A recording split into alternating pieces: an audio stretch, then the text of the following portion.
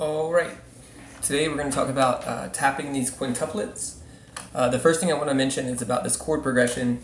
So I'm hitting this G major, and I'm mostly in the key of G, but I kind of slip out of it. But just to kind of talk about how I'm thinking about this, in any diatonic key, you're going to have more than one fret where all of those notes are within that key. And I kind of use this as a fundamental way of developing a two-handed approach to the instrument. I'll fill in chord shapes with my left hand, and I'll kind of stick with one fret and use that as the anchor to where I can kind of branch out and play pentatonic shapes or other shapes, but I'll kind of stick with that one fret. And in this key of G, and I think I use modal interchange to kind of make it sound Lydian at points, but I think it's G major for the most of it. The 7th fret is all in that key, as well as the 12th. So what you can do is, and I'm hitting a major 7th shape, but what you can do is play all kinds of things in the 7th fret, and I can move my left hand around and use easily hammer-onable shapes, shapes that are easy to hammer on with my left hand. So then I can kind of take those and then play the 12th fret or the 7th fret, and the 12th fret you can think of as the top of like an E minor pentatonic, but I'll do things like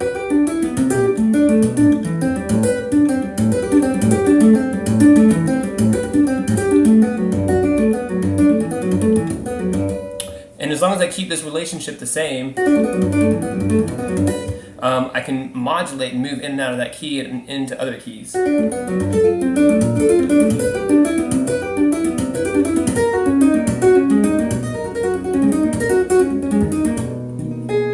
So for this particular part, it's basically a musical-ish exercise. I try to make all of my exercises somewhat musical. I really dislike atonal exercises, mainly because they're kind of taxing mentally just to listen to, but also they're just not practical. They're not set up to work in a real-world situation. So I like to use stuff and make stuff that sounds nice and that I can still work on things with.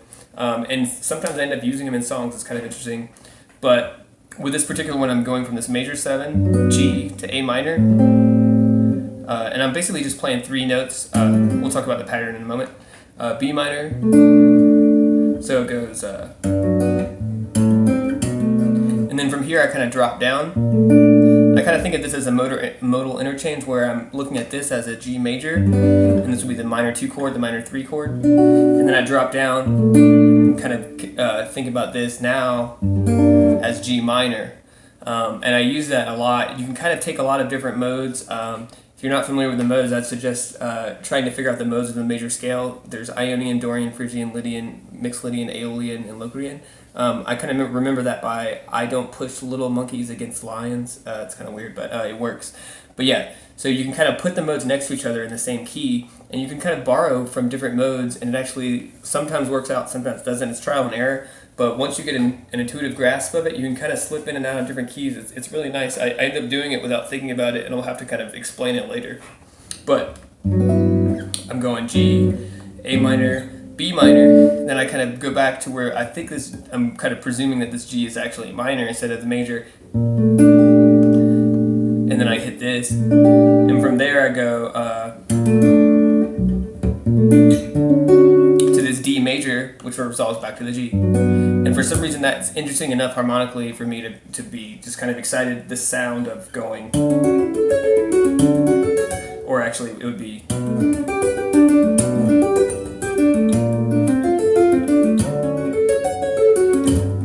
I just like that resolution a lot. So onto the quintuplets. I'm tapping the root of the chord, the major 7th, and the 3rd. So this is the root on the 3rd fret of the low E, the major 7th on the D, and the 4th fret of the G string, which is the major 3rd. So I'm tapping that, and I'm tapping the 7th fret Pretty much anywhere in the 7th fret goes, but I'm doing in this motion where it's a group of 10. 1, 2, 3, 4, 5, 6, 7, 8, 9, 10. So I'm walking up all of my fingers. It's not necessarily ascending, but it is ascending my fingers, sort of. I'm kind of walking up my hands. If I were to do it with 4 fingers, you can kind of see something different. But you see the same kind of motion where I'm walking up each hand, coming back down. But that's what I'm doing with these.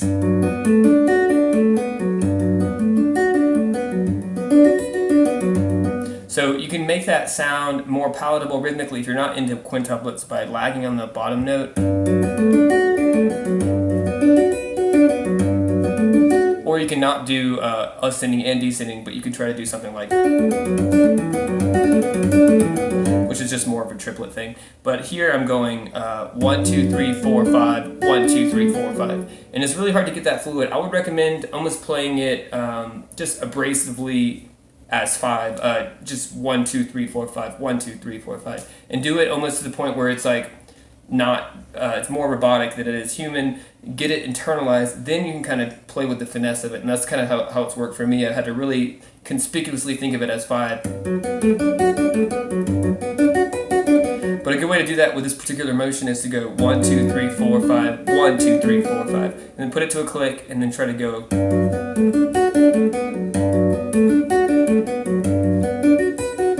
1, 2, 3, 4, 5, 1, 2, 3, 4, 5, 1, 2, 3, 4, 5, 1, 2, 3, 4, 5. And you want to have this kind of motion, this kind of feel.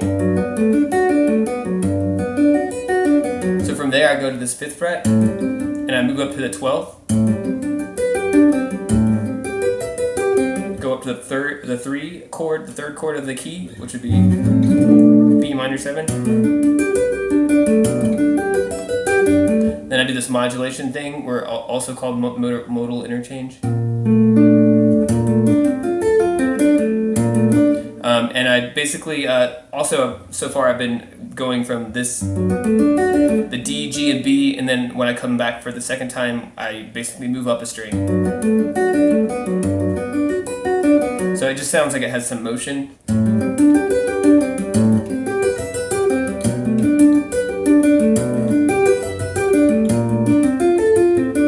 So in this key, I'm tapping the 10th fret, go up to the D,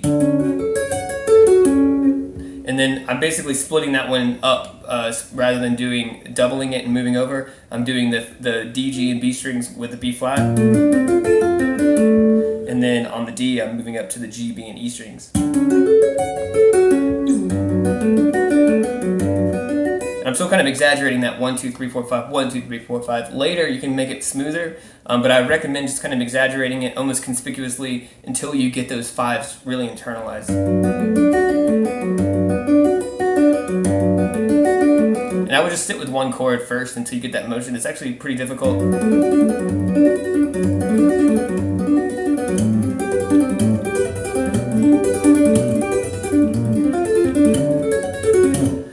The hardest part of this to me, though, was getting from this point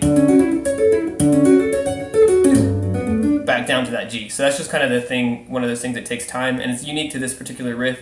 So if you're doing this motion or trying to tap quintuplets otherwise, it might not necessarily be the case. Also, if you have a 7 string, you can play it on the 8th fret of that low B, which is kind of nice, a little bit easier, less time to get somewhere. But so yeah, I would just kind of internalize that and try to get this back and forth. I would try not to think of it as a roll, because you want to think of it as like each of your fingers are doing their own powerful. Each of your fingers is a strong, independent finger.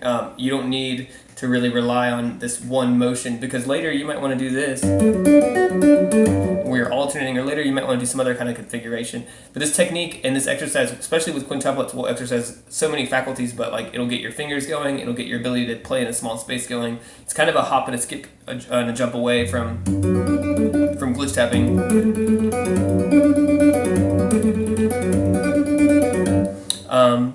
But yeah, I think that is about it.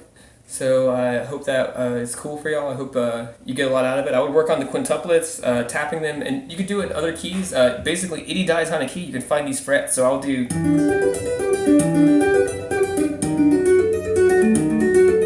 even outside of the diatonic key, I'm hitting a diminished here. I'm just kind of moving outside of the fret.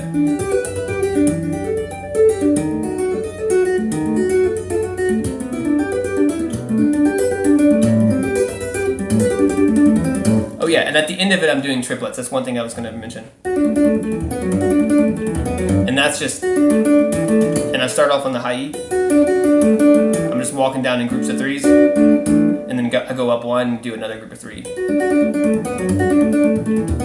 And it's hard to feel the quintuplet to triplet back and forth, so I would recommend just playing with it 1 2 3 4 5 1 2 3 4 5 1 2 3 1 2 3 1 2 3 1 2 3 1 2 3 4 5 1 2 3 4 5 1 2 3 1 2 3 1 2 3 1 2 3. But yeah, this motion